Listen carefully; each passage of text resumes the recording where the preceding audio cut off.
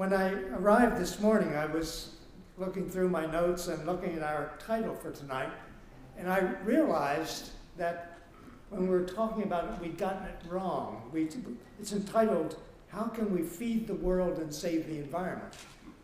Actually, it should be, How Can We Save the Environment and Feed the World? From time to time, I go back and read about the earlier civilizations and read the latest journal articles looking at their decline and collapse. And what you realize is that more often than not, the decline of early civilizations was related to the decline in their food supply.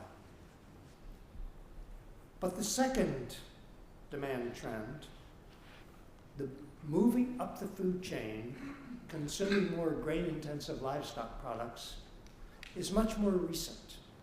It was only after World War II that this became a major source of additional demand.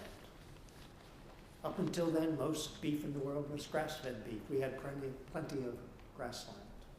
But after World War II, it was only a matter of time until farmers realized to expand beef production, they had to start using grain. There just was not enough grassland left to satisfy demand. So that's when the feedlot phenomenon developed in the United States. So steers would be taken off pasture from the brood herds and put in feedlots when they were close to a year old and would spend the next several months there being fattened on grain and soybean meal. And then as the demand for pork and poultry and eggs and milk increased around the world, we had more and more movement up the food chain. We estimate that today there are roughly 3 billion people in the world trying to move up the food chain. Most of us know that it takes water to produce food, but not everyone knows how much water it takes to produce food. We drink, on average, about 4 liters of water a day, as coffee, tea, pop, wine, whatever. The food we consume requires 2,000 liters of water to produce each day. A World Bank study of India indicates that 15% of India's population is being sustained with food produced by overpumping. That's 175 million people being fed with grain from wells that are going to be going dry. The similar figure for China is 130 million. Together, over 300 million. The Greenland ice sheet is melting. It is melting at an accelerating rate. If the entire Greenland ice sheet were to melt, and that would probably take a couple of centuries, it would raise sea level 23 feet. None of these are debatable facts. The glacier is melting, it is melting at an accelerating rate, and would have an enormous effect on sea level if it were to melt entirely. If the West Antarctic ice sheet were to break up, and it is starting to do just that, it would raise sea level by some 16 feet. A 1 meter rise in sea level would threaten nearly all of the rice-growing river deltas in Asia. It's sort of interesting to see the discussions leading up to Copenhagen, and the discussions sort of lost in trivia, not recognizing that what we should be doing there is talking about how we can cut carbon emissions fast and try and save these mountain glaciers, for example. Instead, we're concerned about who's going to concede most and who's going to pay for what. And we've lost sight of the major issues. The bottom line is that we're involved in a race between tipping points, between political tipping points and natural tipping points. Can we cut carbon emissions fast enough to save the Greenland ice sheet? Can we close coal-fired power plants fast enough to save at least the larger glaciers in the Himalayas and on the Tibetan Plateau? Can we arrest the deforestation of the Amazon before it so weakens the Amazon that it becomes vulnerable to natural fire and eventually disappears? These are the challenges that we're facing. And this is where compassion in farming plays a role. Because if we can, in the affluent countries, move down the food chain, we can save energy and land and water. Some meat is bad, but not all meat is bad.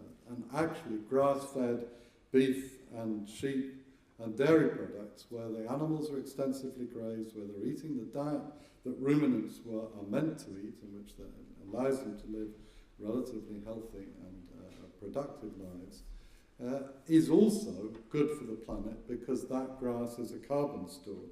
Our hills and mountains, our national parks in this country are the equivalent of the Amazon rainforest. They are conserving soil carbon, and we ought to nurture that and celebrate it. And it's a place, amongst many others, where the interests of compassionate world farming and environmentalists and those concerned about climate change exactly coincide.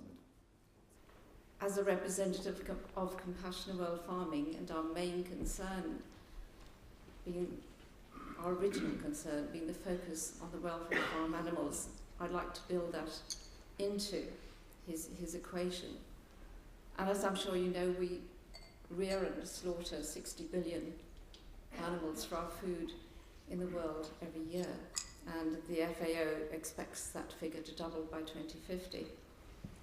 And we know that by doing that, we're inevitably going to cause more deforestation and land use change. We're going to increase the figure of greenhouse gas emissions from livestock production, which already stands at 18% of human-induced greenhouse gas emissions. That's obviously going to go up. So there are lots of reasons for eating, as Lester said, lower down the food chain, less meat and so on.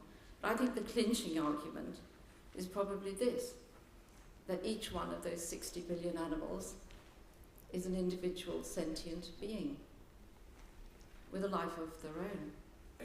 Where you imagine 30 years of common agricultural policies that have been absorbing more than 65% of the European budget, that have been dramatically directed for all these years towards a sort of intensification of production.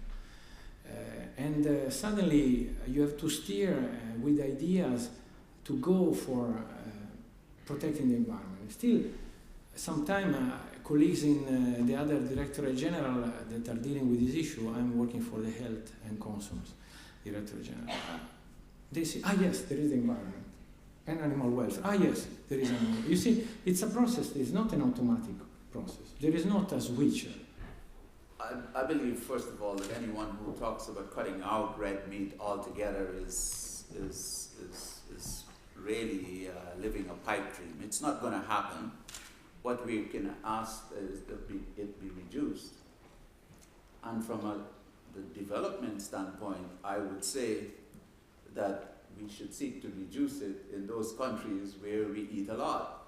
There are many countries where very little is eaten, and it's absolutely needed more protein in the diet, and if this is one source of it, then we should do that. So on the one hand, Peter was saying, let's use the conditions under which these animals called ruminants would have existed, and let's use the natural environment to raise them rather than factory farming and so on.